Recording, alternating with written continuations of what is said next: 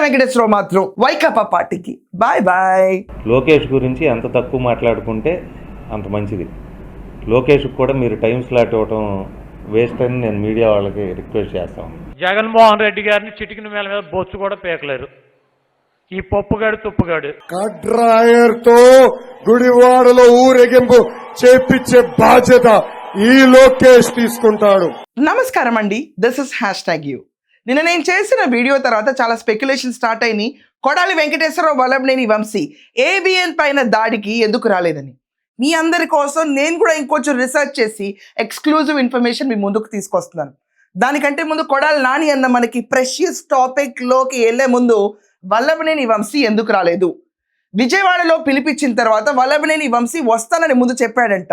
తర్వాత తనకి loose motions ఉండటం వల్ల నేను ఏబిఎన్ పైన దాడి చేయడానికి రాలేను, ఈరోజు వైకాపా ప్రభుత్వంలో ఉన్న మావిగన్ ఒంగో జగన్ ఏ కాన్సెప్ట్స్కి నేను మద్దతు పలకలేను. సో నేను ఏబిఎన్ పైన దాడికి ఏదైతే వైకాపా పిలిపించిందో ఆ పిలుపు కోసం నేను ఇంకా ముందడుగు వేయలేను, ఒంట్లో బాగాలేదయ్యా అని చెప్పి వల్లభనేని వంశీ తోక ముడుచుకుని కూర్చున్నాడంట. ఇది బయటకు వచ్చిన రూమర్స్ మాత్రమే. కానీ క్రిస్టల్ క్లియర్గా తెలిసిన న్యూస్ ఏంటంటే ఇంకా స్ట్రాంగ్గా వల్లభనేని వంశీ నిరాకరించాడు. ఇప్పటికున్న చాలు, పెంట చేసింది చాలు, నా పొలిటికల్ కెరియర్ నేను బర్రీ చేసుకుంది చాలు, కొడాలి వెంకటేశ్వరరావు నమ్మి వచ్చాను. కానీ ఇక్కడ వైకాపాలో నాకు లభించిన సన్మానాలు సత్కారాలు ఇవన్నీ చూసిన తర్వాత చాలు చాలు ఈ జీవితానికి చాలు అని ఎడిటర్ వేయండి. జైలు నుంచి బయటకు ఎలా వచ్చాడో ఒకసారి విజువల్స్.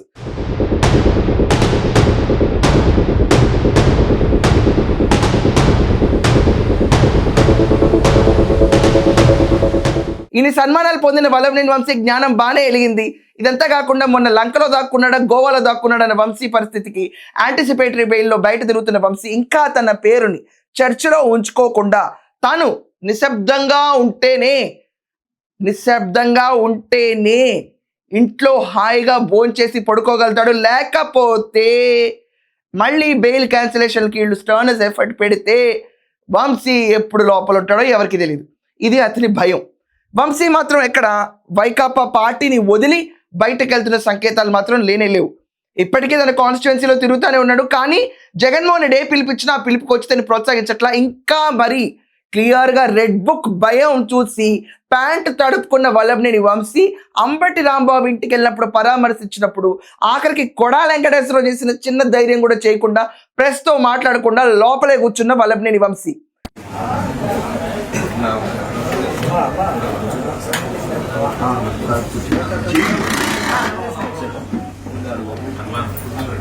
ఇదంతా ఎవరు భయం సృష్టించింది ఎవరు? గర్వంగా రాయండి, రెడ్ బుక్ పెట్టిన మన నారా లోకేష్ గారని. Claps to him. ఇప్పుడు అసలు మెయిన్ టాపిక్ వస్తాను. కొడాలి వెంకటేశ్వరరావు ఎడిటర్ కొంచెం అతను రెచ్చగొట్టే బయటలు రాగలిగేయండి. ఒక రకంగా ఎంత ఎగిరేవాడో ఒకప్పుడు ఈ కొడాలి వెంకటేశ్వరరావు ఒకసారి బయటలేండి. నడిచేది ముష్టి రోజు 10 కిలోమీటర్లు. ఆ 10 కిలోమీటర్లు నడవడానికి కూడా వీడికి 20 సార్లు ఆయిల్ రాయాలంట. ఆ పార్టీని లేకుండా దాన్ని రాజకీయంగా సమాధి కట్టేయగలిగినటువంటి నిష్ణాతులు 2 వ్యక్తులు ఉన్నారు. ఒకడు చంద్రబాబు నాయుడు, 2 పప్పు నాయుడు లోకేష్. నీ బాబు ఉన్నప్పుడు చచ్చిపోయిన వాళ్ళందరికీ నీ బాబు చంపినట్టారు వెధవా. ఏం మాడుతున్నారు? కనీసం నువ్వు ఎమ్మెల్యే పాస్ కానటువంటి వ్యక్తివి, నువ్వు 10th క్లాస్ గురించి నువ్వెందుకు మాడుతావు? నువ్వు పనికిరానటువంటి వెధవే. కొడాలి వెంకటేశ్వరరావు ఎక్కడా కూడా ఏ విషయంలోనూ బయటకు రాట్లా.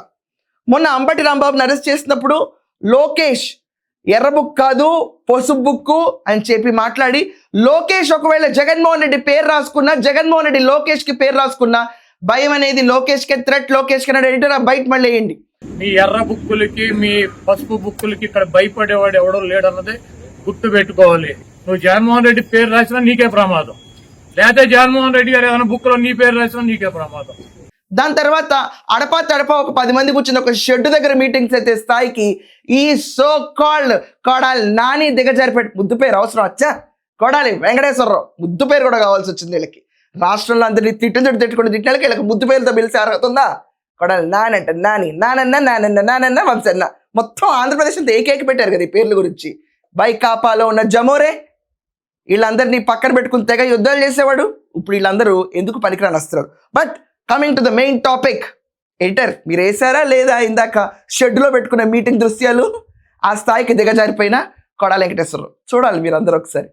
ఈరోజు ఈ రాష్ట్రంలో వైఎస్ఆర్ కాంగ్రెస్ పార్టీలో ఉన్నటువంటి ప్రతి వ్యక్తి ఓడిపోయినా గెలిచినా ఎవడైనా సరే మా నాయకుడు ఈ కార్యక్రమాలు చేస్తానని చెప్పి అధికారంలోకి వచ్చాము. మేము రాజశేఖర రెడ్డి గారు కానీ జగన్మోహన్ రెడ్డి గారిని చెప్పినటువంటి కార్యక్రమాలే కాదు, చెప్పనటువంటి కార్యక్రమాలు కూడా మేము చేశామని చెప్పి కాళ్ళు ఎత్తుకుని చెప్పేటువంటి పరిస్థితిలో వైఎస్ఆర్ కాంగ్రెస్ పార్టీ క్యాడర్ ఉండేది.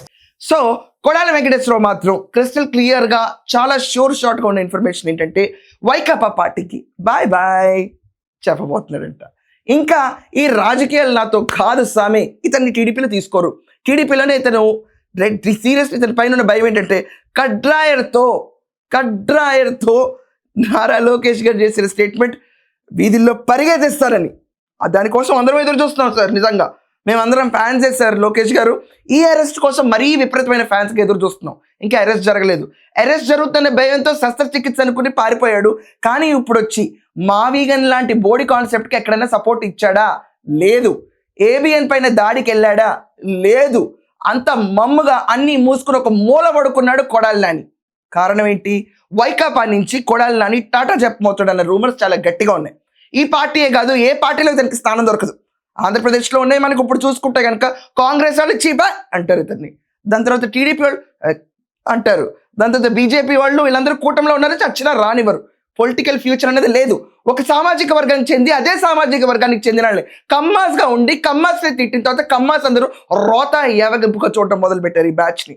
సో కొడాలి వెంకటేశ్వరరావు అయితే రాజకీయాలకి టాటా, వైకాపాకి టాటా. వల్లభనేని వంశీ అయితే ఇప్పటికీ ఎదుగుండా ఉన్నాడు కదా ఇక్కడ, ఇలా కొంచెం చిక్కున్నాడులేండి బయట. ఆ వల్లభనేని వంశీ అయితే లూజ్ మోషన్స్ అనే కారణంతో వెళ్ళలేదంట. అది నిజంగా రీజన్ అంటే స్కూల్కి ఎందుకు వెళ్ళకుండా అయిపోయి రీజన్ లాగా మిగిలింది ఇతని లైఫ్. ఒకప్పుడు రాజకీయ చక్రం వెళ్ళిన వీళ్ళిద్దరూ ఇలా మూసుకుని పడుకోవడానికి భయం కల్పించింది మా నారా లోకేష్ గారిని నేను గర్వంగా చెప్తున్నాను. ఏమంటారు మీరందరూ కూడా? ఒపీనియన్స్ గట్టిగా రాయండి. That's all for now. Thank you.